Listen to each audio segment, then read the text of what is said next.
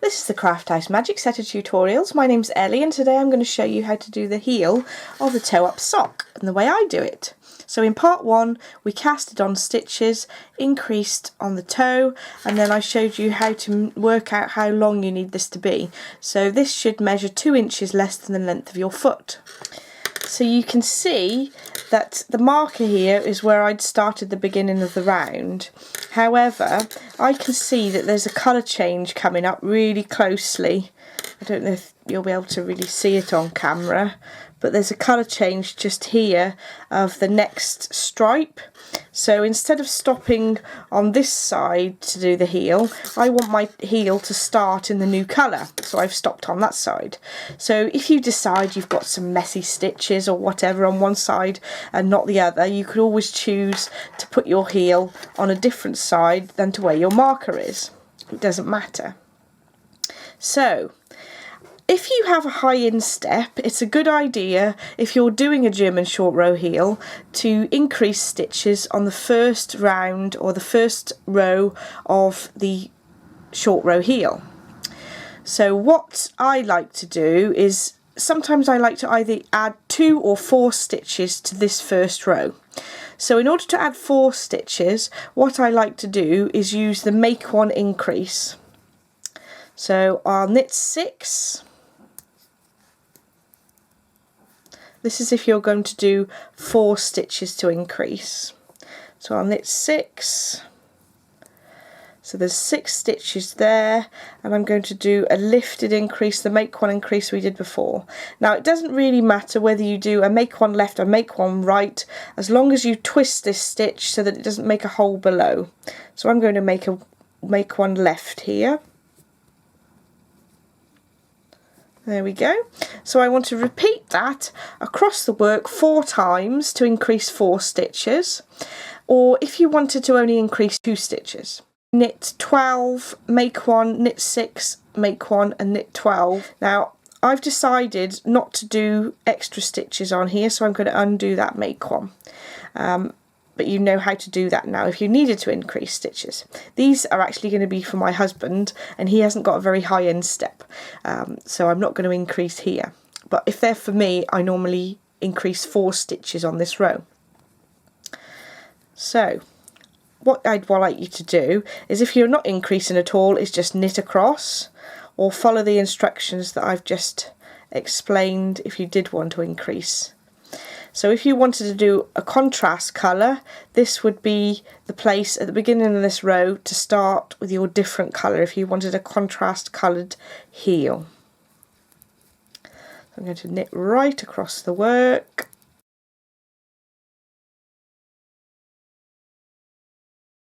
So now you've knitted right across this needle, you're going to work backwards and forwards on this needle to create your heel. So if you turn your work around and stay on this needle, because you're going to create a sort of a little pouch for your heel to go. So I'm going to create a German short row stitch here. So if I put my yarn to the front of the work, slip the first stitch and then pull the stitch to the back, it creates like a double loop. And then I'm going to pull my yarn to the front of the work and keep that quite tight, because you don't want to create holes. So then I'll purl right to the end of this row.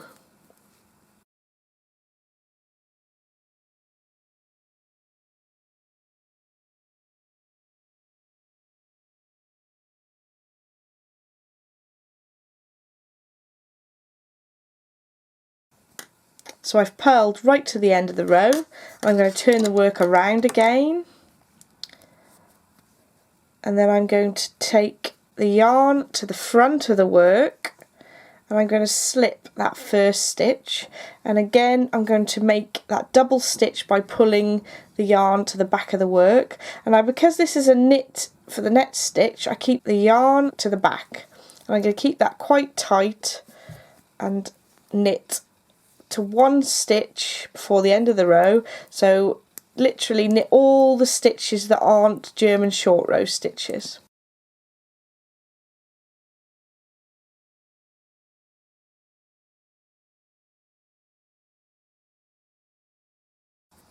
There you can see your one stitch before the end, and this is the double German short row stitch that you did on the previous line. What I want you to do is turn your work over. You're going to slip that first stitch and create another German short row stitch. Because we've got purl stitches on this side, if we bring the yarn to the front of the work and keep that tight, and then purl, and we're going to purl all the just plain stitches until we have just the German short row stitches on the needle.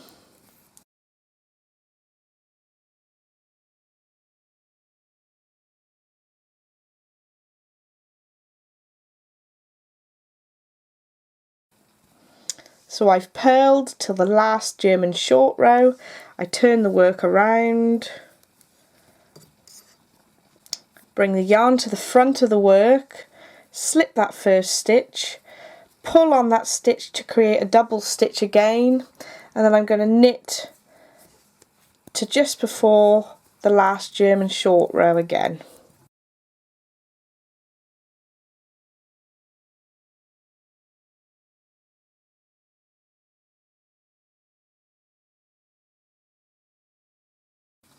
So as you can see, there's two German short row stitches that you've created.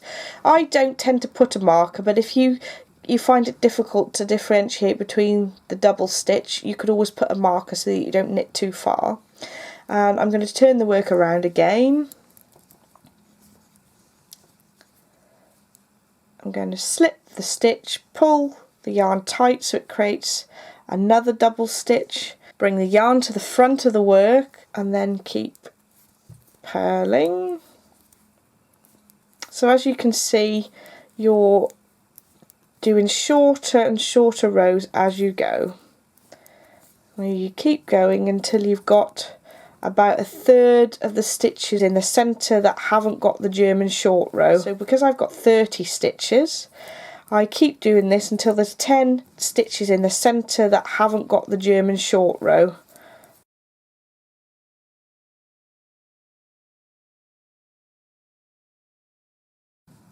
It's easier to see that they're German short row stitches from the front of the work, but I just keep carrying on until I've got 10 stitches in the centre.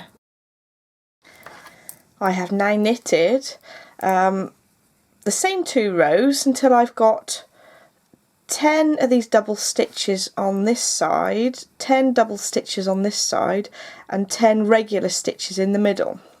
And I've just stopped before the first double stitch. Now, so this is sort of one half of the heel. You're now going to work down that way to form a little pocket. So what you need to do is firstly knit this stitch here, even though there's 2 strands, as one. Turn your work, create German short row stitch, and then purl to the first German short row double stitch. Once you've reached that first double stitch, you purl that double stitch together, turn your work around and create another German short row. Now those 2 sort of rows are your setup row. Now you're going to be knitting the German short row stitches slightly differently. So I'm going to knit all the way up to the first German short row stitch. I knit those 2 parts of the same German short row stitch together, and I'm going to do the same again to the next one along. There we go. So now I'm going to turn, so I slip that stitch across, pull the yarn to the back of the work and then to the front again. I'm going to purl to the other end, to the first of the German short row double stitches. going to purl that double stitch together, purl the second double stitch together.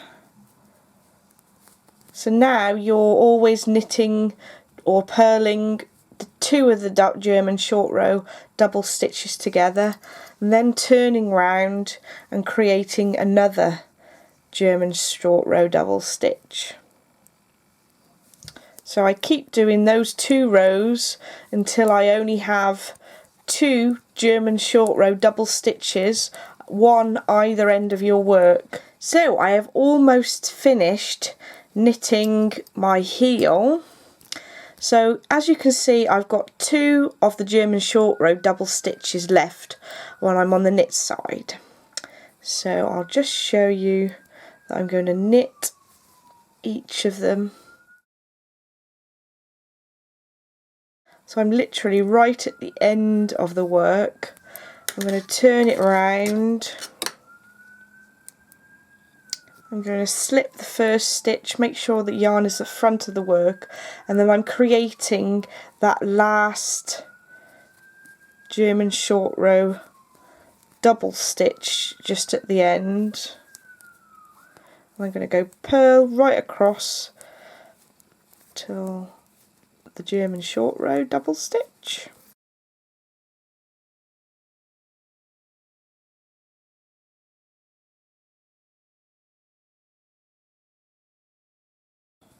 So I've got 2 German short row double stitches.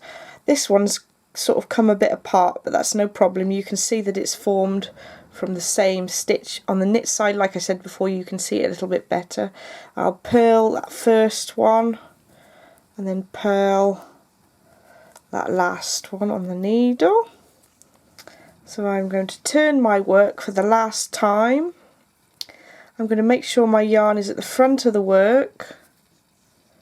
I'm going to slip that first stitch and create the last German short row double stitch, and I'm going to knit across the work again.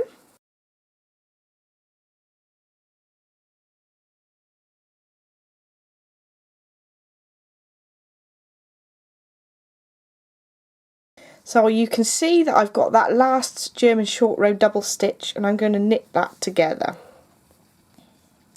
Now we're at the corner here, and I find sometimes that if I don't pick up extra stitches I end up with a hole.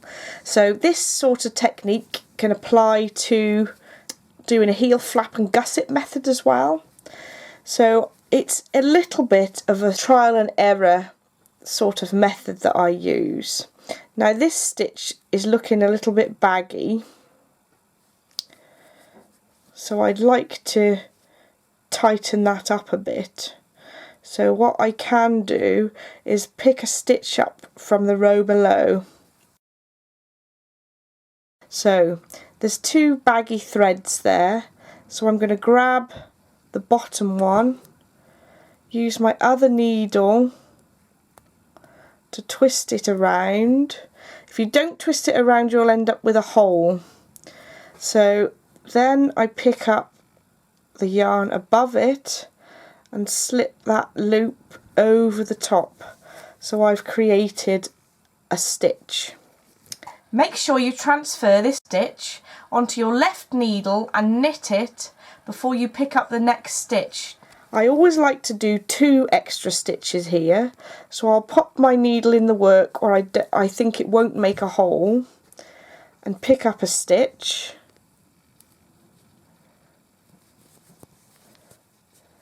I can see a little bit of a hole there, so I'm going to drop that again, and I tend to keep prodding the work and seeing where I can pick up a stitch where it doesn't create too much of a hole. And I think once I've knitted the next stitch, that'll pull in nicely. So it's all a bit of sort of trial and error and trying out where you can pick up a stitch without making a hole in your work.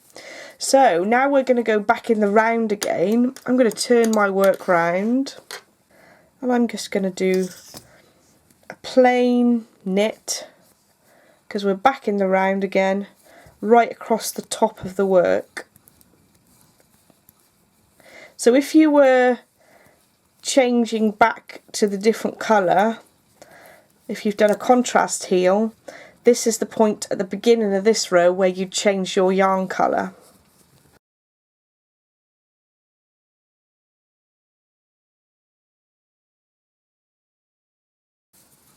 So I've knitted right across the side, and I'm turning the work again.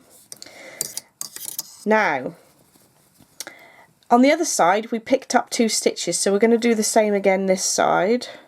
So I'm going to see where the best place it is to pick up stitches. That's working nicely, there's not a hole underneath, that'll work nicely. So I don't know if I'm going to do the same on this side as I did the other side. Perhaps I will. Sometimes I just pick up 2 stitches like this, but if it's loopy like this as I did on the other side, I'll pick up the loop 2 loops down, twist that stitch and pick up the second and pull that over, if that makes sense. So I've picked up 2 stitches. Make sure you transfer this stitch onto your left needle and knit it before you knit the GSR. And this is your double stitch that you created when you were doing the heels. So we're going to knit that together.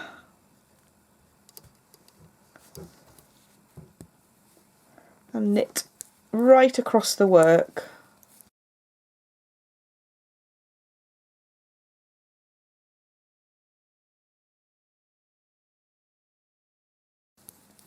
So these are the 2 stitches I picked up on the last row. Just for this first round I'm going to just knit them and carry on knitting in the round.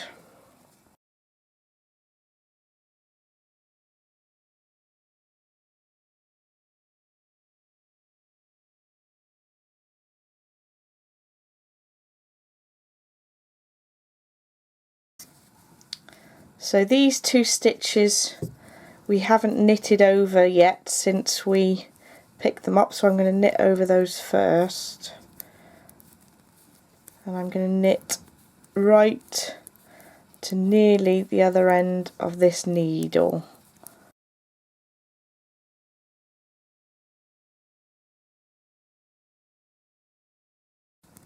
So I'm 2 stitches from the end of the work. I'm going to do a SSK or slip slip knit. I've slipped the 2 stitches knitwise, slipped them back purlwise and knit the 2 stitches together. So you're decreasing a stitch, and I'm going to just do plain knit on this side.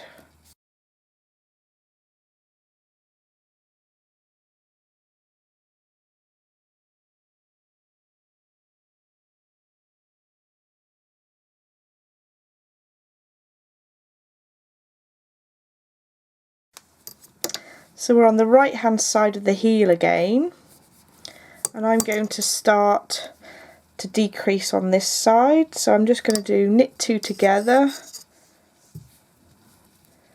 and knit to 2 stitches from the end of this needle.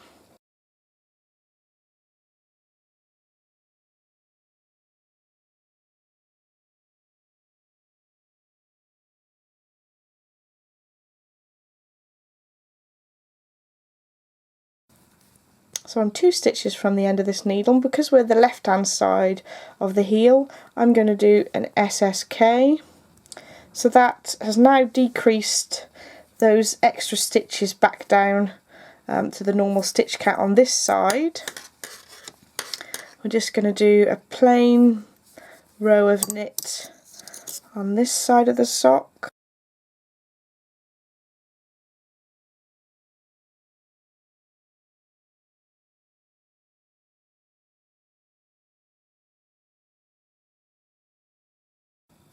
So I'm now going to do the last decrease to get down to the stitch count before we got to the heel.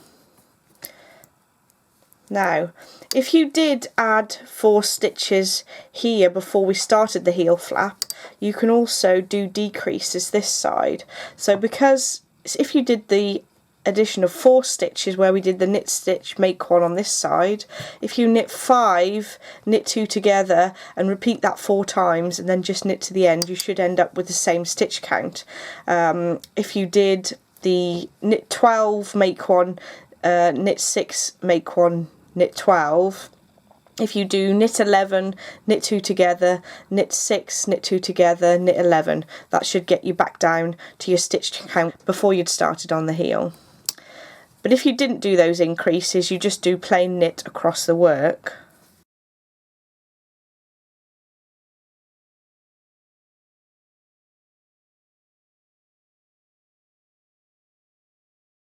Right, so there we are. We have our heel flap. So if I pull my needle to this point, you can see how it looks. So you shouldn't really have any holes down the side of the work or where the corner part is, because you've picked up those stitches. So that's what it should look like.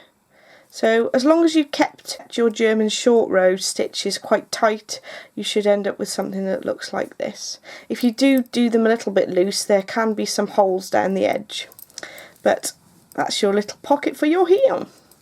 So now you've got your foot and your heel, it's time to just knit plain in the round for as long as you want the leg to be. So I'm going to knit about 4.5 inches of plain knit just in the round, and then I'm going to knit a cuff of about 17 rows. So thanks for joining me in this tutorial. I'll see you in about 2 weeks with the last part 3, where I'll show you how to do the rib and the cast off edge. Thank you for watching, bye!